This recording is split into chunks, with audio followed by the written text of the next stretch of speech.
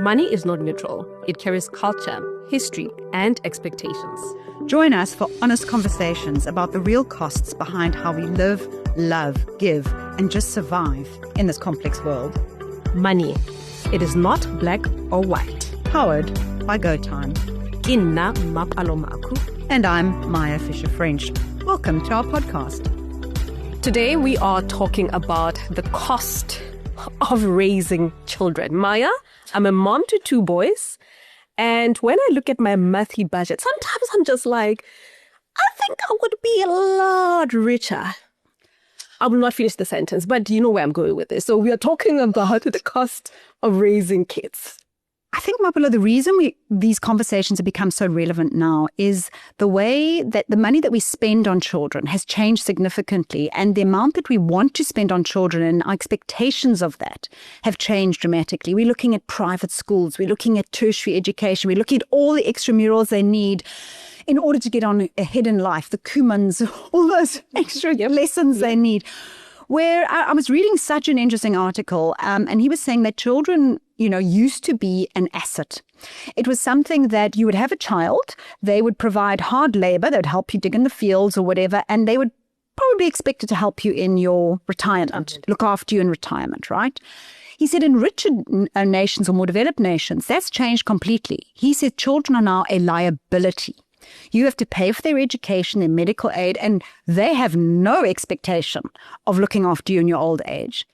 And I look at my mom. My mom's biggest fear is that she will be dependent on us. She doesn't want to be dependent on us. And I think that's a big shift. That's a shift, yeah. Because, if you speak to anyone who has our background, normally there is some sort of expectation that you are going to take care of your parents. Right. And I think sometimes that's why you don't see a lot of Black people in old age homes, because we are expected that, okay, when they retire, maybe they can't really quite take care of themselves, they'll move in with you. Whereas with us, this generation of parents, we are looking at I am terrified. I'm just like, I hope they never have to take care of me. So I have to take care of my retirement and, think about my future as well. But I wonder also if that's not because you are putting so much money into them now. So you've got them at schools, you've got all of these things. So the cost pressure on you, if you now have to support your parents at the same time, you couldn't afford to do both. So that's also perhaps a shift that you're saying, well, I can see the financial burden this would be if I had to look after my parents and my children. No, but also for me, thankfully, I don't have the pressure to look after my parents, but we do help from time to time together with my siblings. But it's a fraction. It's not what they need every single month. With my kids, on the other hand, I think I have this exact same fear as your mom. I just cannot imagine them having to say, oh, okay, she needs this, she needs that. So that's why I'm so aware that, yes, the expenses right now are quite a lot, but also thinking about, okay, I do not want to neglect myself in the process so that later they do not have to take care of me. Yeah. Exactly. So I think that's why this is becoming a really important conversation. So today we want to unpack quite a few things. We're going to look at the hard numbers, like what is it actually to cost to have a child, to raise a child. We're going to get a little bit serious about the single mother pandemic. I think it is. Definitely call it a pandemic. It's a pandemic. It is what because it is. The financial burden on single mothers is absolutely enormous. But before we get into all of that, I'm going to sound like a really old person. Don't give away your age, Maya. But in my day, Mapalo, there is something, and I wonder if this is the world of Instagram, gender reveal parties, nappy parties, the amount of parties that happen before the child is born and then the child is born. Oh, you left one out. What? There's what you call a sip and see. What is a sip and see? So the baby is born. They're a couple of months now. And you want to have like a gathering. We're going to have cocktails, we're going to have tea or whatever it is, and it will probably be themed as well. And come and see the baby. Okay. Yeah. So that's another expense. Okay. So we've got this, but this is the thing, right? So, and I do look at this, but we sit and talk about money. So I look at this and I'm thinking, do you have any idea the costs that are coming your way? There are so many costs. So you've got to really start thinking very carefully about all these parties. And a friend of mine was telling me she was at the some venue or whatever, and there was a venue. They booked a venue for the gender reveal party, and there were sparkling things and this going off and all of that. And I'm like, I know, I'm sorry. I know if you're listening, you say, but I had a gender reveal party and I loved it. I apologize, and I'm not being judgmental. I'm just saying we need to look at these things in the context of this liability that's coming towards us. And it's great, and you're celebrating. The blessing that's coming your way, that you've got to spend exorbitant amounts of money on. Yeah. So let's get into these You've had children a lot closer, more recently than I've had children. But just having that child in the first year of it being born, the numbers are astronomical. Maya, so let me tell you, I think with the first child as a new parent, you want to buy absolutely everything. You read tons of magazines on the things that you will need. I can tell you right now, I do not use half the stuff that we bought. Okay? Oh, good advice. So yes, as a new parent, you're eager and a bit nervous as well. Oh, what if we need this? What if we need that? There are very few stable things that you will really need for a child. The second one, I mean, we had things from friends because we have a 6-year age gap. We got things from other family. It was like, you know what? As long as you're alive, you're going to be fed, you're going to be in a safe home. And it didn't matter if it was a pram that will cost us 10,000 or whatever, but he's still there. He doesn't even know he was in an inexpensive cot or an second-hand cot. You just didn't have it didn't matter anything to him. Yes, I remember a friend of mine talking about having a second child, and she says he benefits from benign neglect. Yeah. So basically, and it's so true. The first child comes along, and you think everything you do is going to matter, and the cot it's in and the pram it's going in is going to have huge consequences as child's outcomes. And then you realize you just couldn't be bothered by the time the second one. Yeah. Certainly by the third one, you went on to do a third one. So I think there is a lesson that one can learn in that. Yes. Is that we do go overboard. We get very excited, and we do go overboard. And so I think to your point, this is not a judgment. It's saying we understand. I've been there myself, but just thinking about the bigger picture, actually, what is the cost of these things? So do you buy a brand, or do you buy just a normal generic one where it's still safe, it does the same job, versus putting so much money and pouring so much money into these things that they will not be using in the next year? And also saying, okay, I'm going to have to educate this child. And we know how important education is. Most parents want to give their child the very best education they can afford. So if you're spending a little bit less on the paraphernalia, you could literally open up the baby's tax-free savings account from the day they're born and start funding that. And that's the whole point, Maya. I think, I sometimes feel it sounds like I'm discouraging people on just spending and splurging on kids. But once my oldest son started going to school, and it's a private school, from triple naught, nothing mattered. Because I'm also acutely aware of just how expensive education is, right? So triple naught is already expensive. Primary is expensive. High school is expensive. Varsity is expensive. So already when you are pregnant, I would say start thinking about their education because it's not getting any cheaper. No. And we know that the inflation for education is higher than most salaries anyway.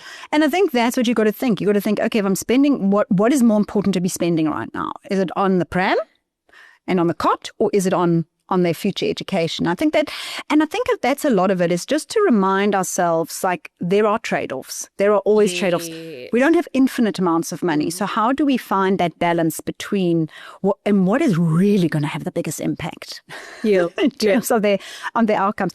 But I wanted to get to some numbers because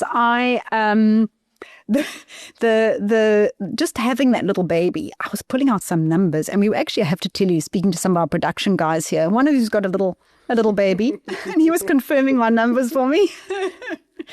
But so for example, nappies, you're spending about 1,200 to 1,500 rand. Yeah, I'm getting a nod from the from the crew on nappies every month.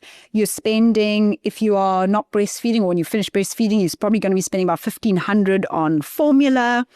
So you're spending probably about plus baby, wet wipes, bum cream. And visits to the hospital, remember in the first 6 months, you are there almost in... Because as a new parent, everything your child gets, you think they're going to die from, so you're forever at the doctor. Can I tell you something? Yes. On that note, when our first one was born, and we were like, what is happening? Why is this guy just in so much discomfort? We rushed to the emergency room. The doctor says, oh, new parents. He said, yeah. And he just touches him, starts squeezing his little tummy. And all he had to do was pass gas. But we had spent a bit of money just for the emergency room. So those are the things that you should expect. Those are the things that you should be thinking about. Yeah, absolutely. So that, even apart from that, I mean, so you're looking at probably like 5,000 a month just to keep the baby in nappies and formula and, all the rest of it, and maybe 1 or 2 little emergency visits. But if you go back to work, you also now have daycare or a nanny. I mean, what is that setting you back, Mo? Oh, yeah, Maya. So that will be around an extra 5,000 Rand. So we're looking at about 10,000 Rand a month. A month. This is for the little baby. This is before you're educating it or anything like that. It's just there. So, I mean, 10,000 a month. And remember, this is all after tax money. Yeah. It is quite shocking, Maya. That is a lot. I mean, if... On an average income, now you are spending extra 10,000 on someone. This is before they go to school. So before they go to school. So it's 10,000. So you now have, remember, you've got a mortgage, you've got car finance, you've got to put groceries, all of those things. Now you've also got this other 10. See, this is why it's moved from an asset to a liability. I'm just saying. This is the reason. Makes sense. But now your boys have started school. And I think the school fees for me are just mind-blowing. And I was having a look at sort of, because remember we have pre-primary now. Yeah. Triple naught. Triple naught. Starts at triple naught. Now we are in double naught. And often the pre-primary is more expensive than the school. Yeah. No, so 100%. What are we kind of looking at? I mean, your numbers, I know sort of a Model C, a primary school, you're looking at 30 to 40,000, but if you're going private, it's about 100,000. 180,000, 150,000, definitely nothing below 100,000 for sure. So what do you have to be earning just to cover that if you're thinking about it? You must be like, that's about 200,000 a year of earnings. Taxed, remember, because it's after tax. Yep. You have to be paying. And I mean, I just take a look at myself. I'm like, if I was a single parent, I would not be able to afford this type of lifestyle. Mm-hmm. So you need dual income. If you're a single parent, where does that leave you? Yeah. So already you have to start thinking about these things. And not to sound morbid also, but if something were to happen, let's say we get divorced, would I still be able to continue this lifestyle? Yes, you want the parent to do maintenance and that sort of thing, but sometimes things get quite nasty, unfortunately. And also, sorry, again, be morbid. If you get divorced, now you've got 2 households. So your actual income, your disposable income has now reduced as well because you're now supporting 2 households, right? So it gets really expensive. But I was having a look at so yes, we talked about school fees. So depending whether you go, sort of maybe you go for Model C school, you may be looking up to 40,000 on primary school. So, not everyone has sent their kids to private school, obviously. We've got some very good Model C schools down here in Cape Town. But then there's school supplies, all the stationery. You'll know this better than I do. And extra murals. And what is it about extra murals? Your child is a parent not going to be able to achieve anything in life unless it's done the ballet lessons, the horse riding lessons, the swimming lessons, the soccer lessons. So as a parent that is going through the exact same thing, with our oldest one, we did the Klimber Club, we did this, we did soccer, little leagues, tennis, all of that. Then I actually realized that this guy is more inclined to music.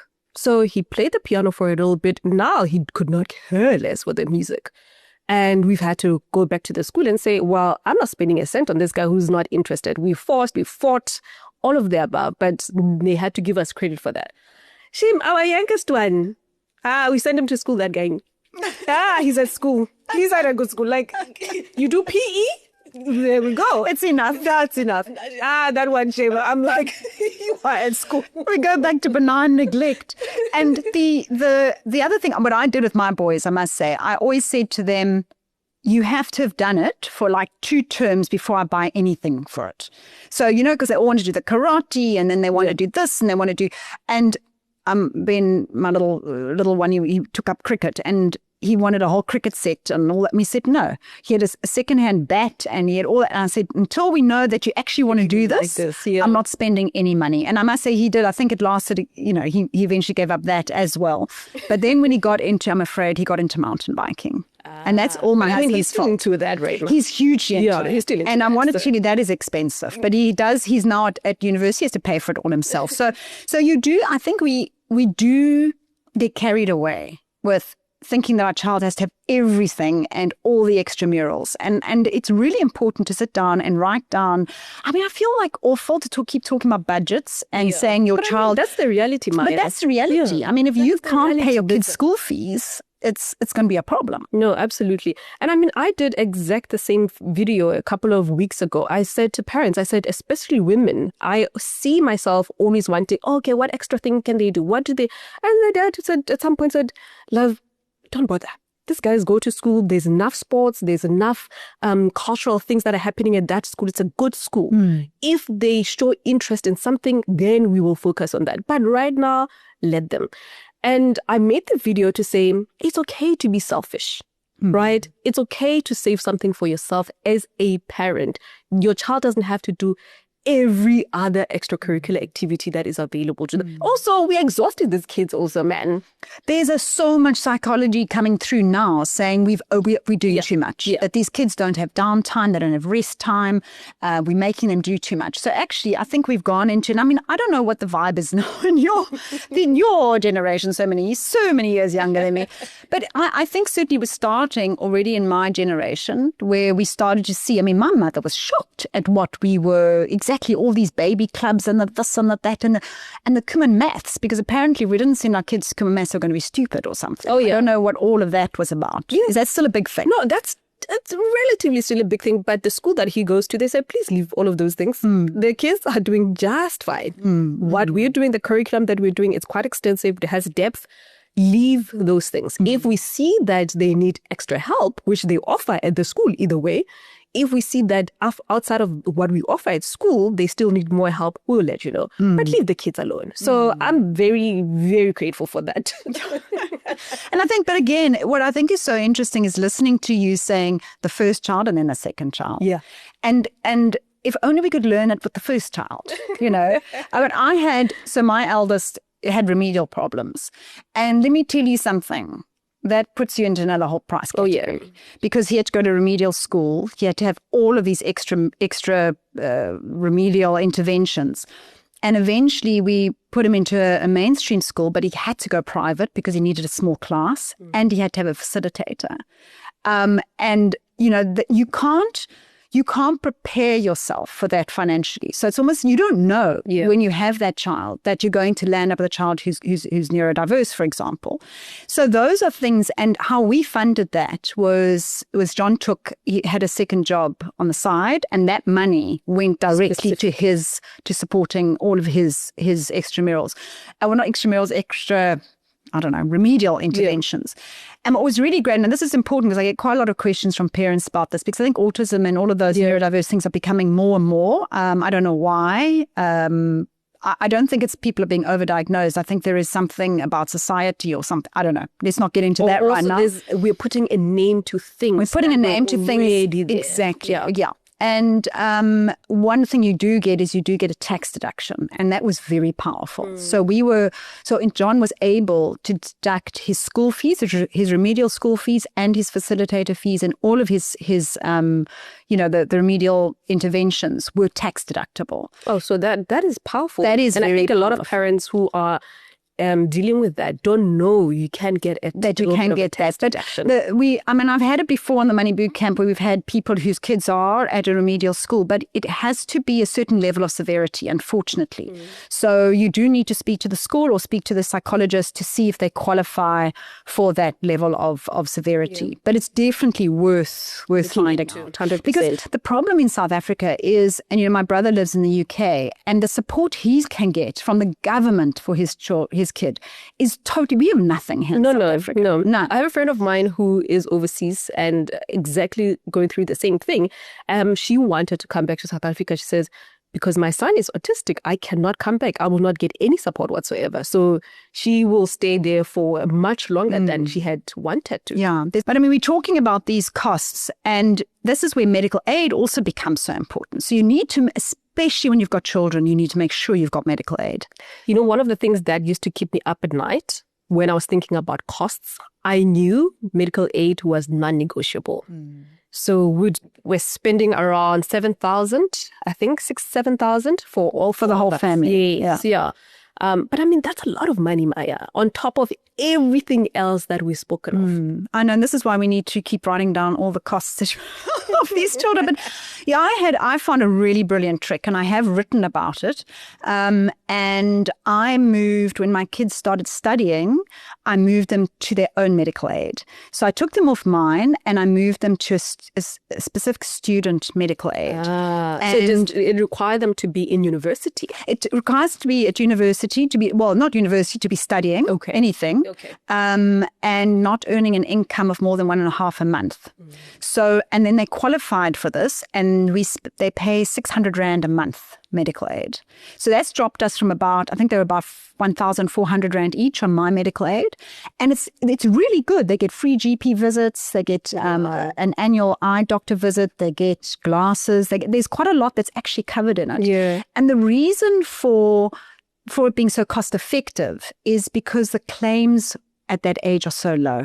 So the likelihood of those of the kids going to hospital for elective procedures is pretty close to zilch, right? It's the older people like myself who cost the medical aid a lot of money.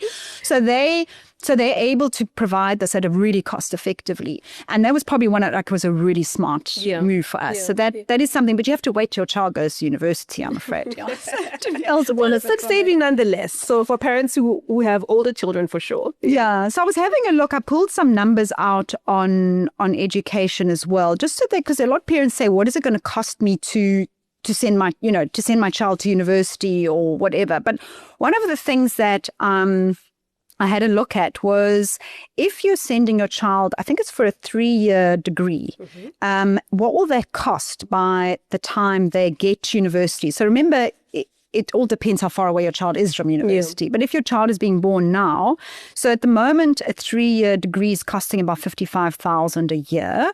At a tertiary, if we're assuming 8% a year inflation, so that a 3-year degree it'll cost you about 660,000 Rand in total by the time your child starts university. So that's about 220,000 a year. So we forget the inflation impact as well, because it's going, remember, our salaries aren't going up by 8%. We know this, but the costs of education are going up so much.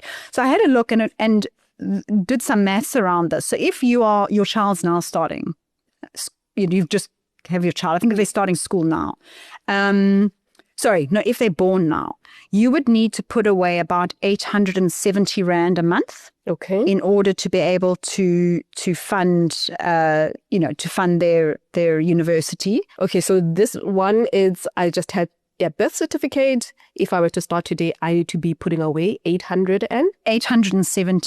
Okay. 870. Then, this is the power of time. If you wait 6 years till they start primary school, you'll have to put away 2,000 Rand a month. That is a big jump. That's a big jump. And if you wait till high school, you'd have to be putting away 8,000 Rand a month. So do you see the power? And this is why I want to go back to the beginning, where we were joking a little bit about the gender reveal parties and the prams and cots. Start thinking about it. Start saying, well, maybe instead of spending the money on the cots and the prams, I start this education fund. Yeah. Because then I only have to put away 870 a month.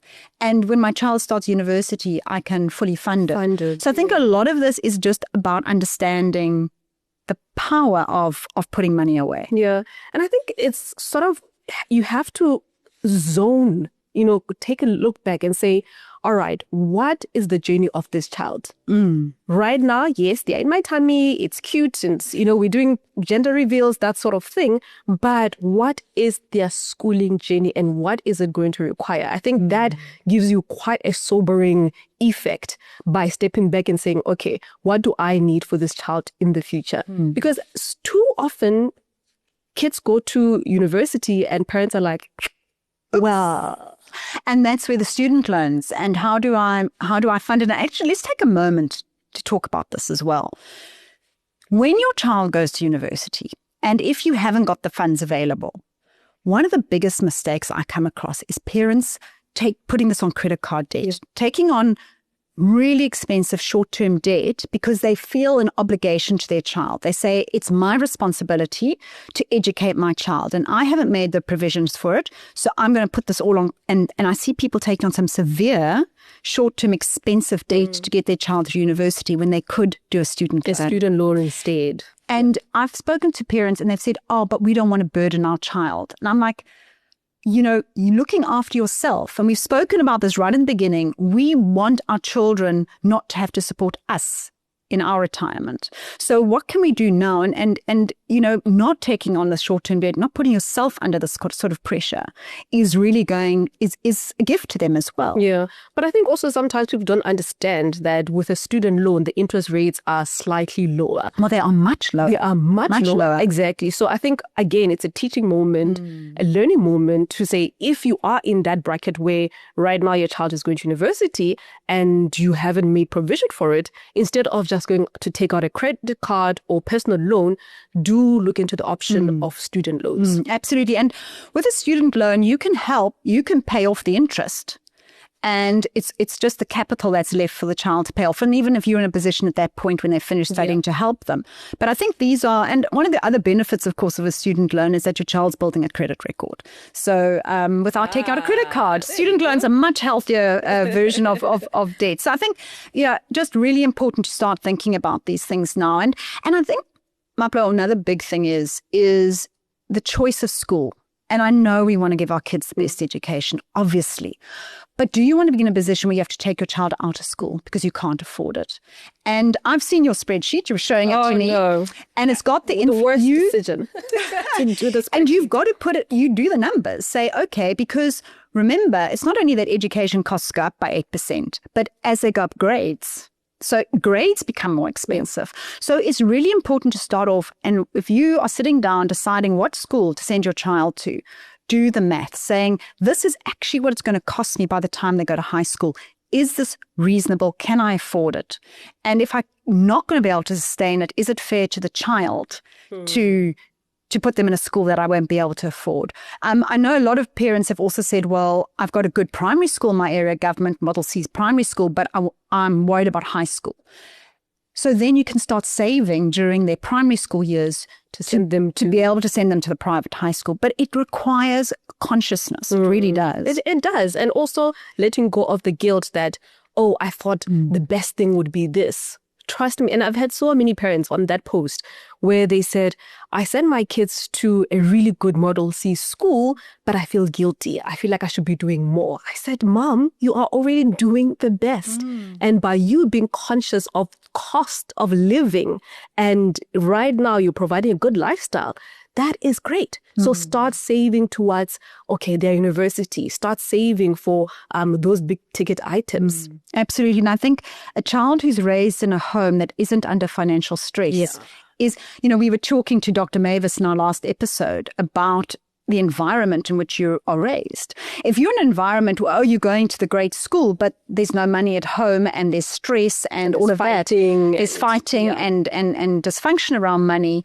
That's far worse, than sending them to the school that you can afford and actually having a family cohesion that's happy. And I mean, Maya, I'm a product of that. We're not sent to private schools by my parents, but we knew that our home was stable. We knew that we had love, we had clothes, all of those things. When our friends were going to private schools, that sort of thing. But we turned out okay. Look at you. I mean, come on. Okay, we're going to move a little bit onto a sensitive topic here. And we're going to try and handle this with as much sensitivity as possible. But I think you and I are very concerned about the amount of single moms, because we see it. Yeah. We see it in the engagements that we're dealing with so many women. And South Africa has the highest rate of single mothers in the world. Women raising children without the support of the fathers. When the fathers are alive. Whilst the fathers are alive. And the financial pressure that this is putting on women is, we've just spoken about the cost of raising children. yeah, we need to frame this carefully. I pray to go into this conversation because you know how I feel, Maya. I mean, it is part of our constitution that as a parent, you need to take care of your children, right? So most of the burden is falling on women. I mean, we've just spoken about medical aid, the school fees, all of that.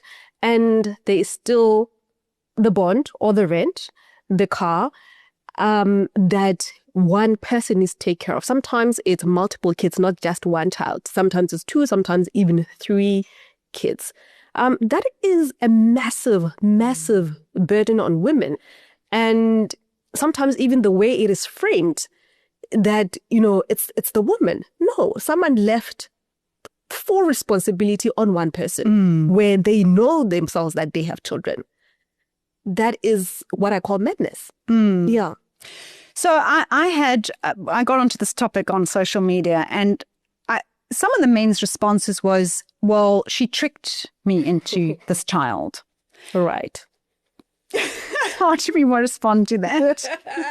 No, Maya. Well, how I would like to respond, I cannot say, right? But you're an adult. Grow up. And I do think so. I think if a child comes into this world, both parents are responsible, and you can't walk away from that responsibility. Now, one of the things that I do see many times is that a woman will say to me, I don't want him in my life, or I don't want him in my child's life because he's a negative influence. And that also it is difficult. That is tricky. No, 100%, 100%. And I think it goes both ways. Both of you have to be responsible. Also, you have brought a child who does not know your issues. They at least deserve both parents. Hopefully they can be healthy, sort out their issues. They don't have to go back together. That's perfectly fine. Things work out. Sometimes they don't. But a child deserves to have stability in their life, right? Another thing I often hear women say, because we are taught to be hyper independent, is when they say, oh, I want nothing from him. I don't want to make it look like that's their child. You need to maintain your child. Yeah, you can have independence, but your child is a different being. And that child you have an obligation to that child as well. Yeah. I mean, I was listening to the radio the other time, and there was a woman who said, no, but I don't want anything from him. And she's struggling with the child. Yeah. And I've had these conversations, and I've said, you've got to be doing this for your child. Because I have, so many women don't want to fight for the money, fight for the maintenance. And it makes me so angry that you have to fight with somebody to get money to raise a child. And I always have to say, think about it for your child's sake. You have to do this for your child's sake. And yes, you want the independence. You don't want to ever have to deal with him again. But the reality is there's a child involved. And that is actually who you owe it to. Because if you are able to give your child a better education or all of those things because of that contribution. And then I also speak to men who say, well, I don't want her spending the money on herself. It must go to the child. There are ways of doing that. You pay the school fees. Yes. For example, you pay the school fees. You buy the groceries. You buy the groceries. You pay for the extramural activities. If there's a trip happening at school, you pay for that directly. You can always pay direct for these things. It doesn't have to go into the mother's account. And I think for me, that's just an excuse not to be responsible for your child. Absolutely. But I think it worries me terribly. I think you and I come across many, many, many women who are so financially vulnerable because they're supporting children completely on their own. Yeah. And where can people go, Maya, if someone has been sitting there thinking, oh, goodness, I don't want to take this on? Are there non-profit organizations where they can approach and get help from? Very much. Where you can go to the universities always have law clinics. The other university. Certainly Wits, I know. I use Wits quite a lot, not personally, but for many women that I've come across. And they've been fantastic at going to the maintenance courts and making sure the maintenance gets paid.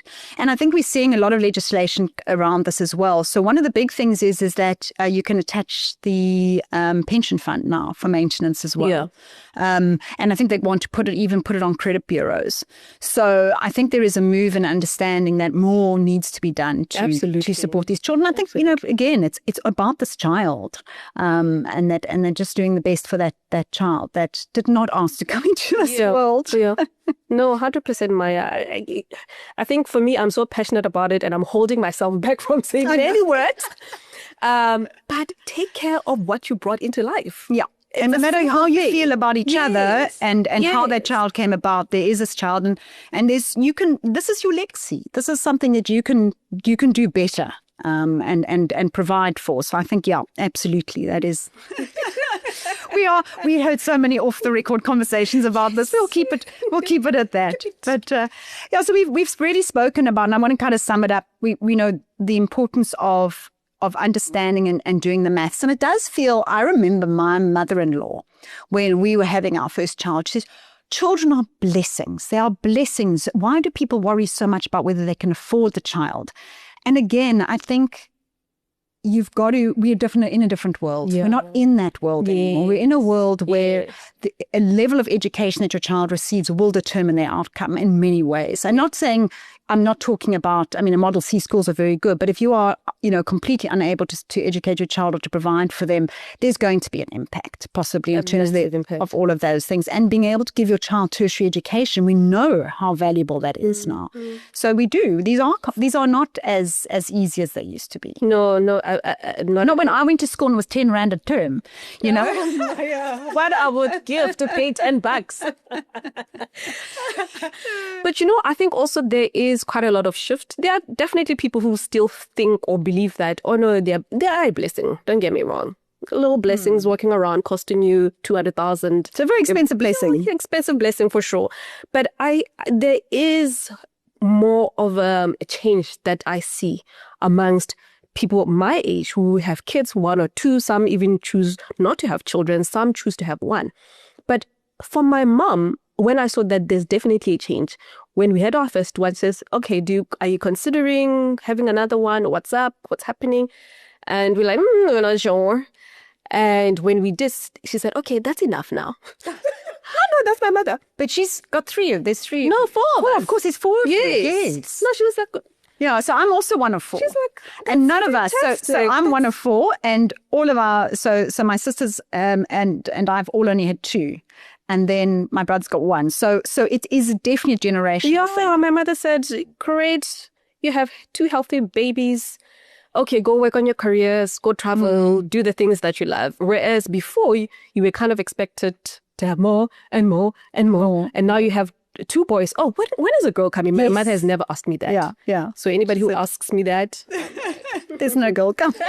You have to wait for the girl. Exactly. No, Dad. Okay, so let's wind up with a little bit of practical advice. Like, what is the non-negotiable advice if you're having children? What would be yours?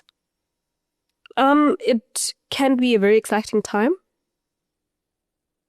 I think especially for women, you really need to learn to take care of yourself, both in terms of saving and investing for yourself, for your future, but just as a human being. Because I see so many women who just get lost in just this motherhood journey.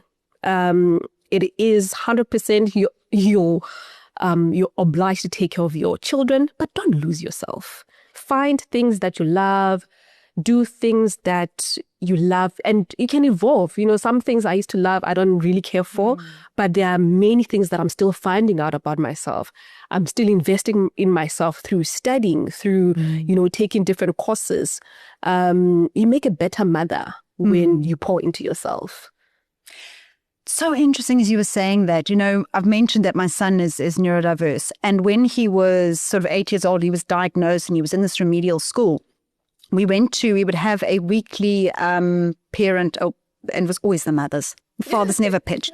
A weekly session with a clinical psychologist. And most of those women had stopped working in order to pour themselves into their children and to help them. Because it's hard work, let me tell you. Yeah.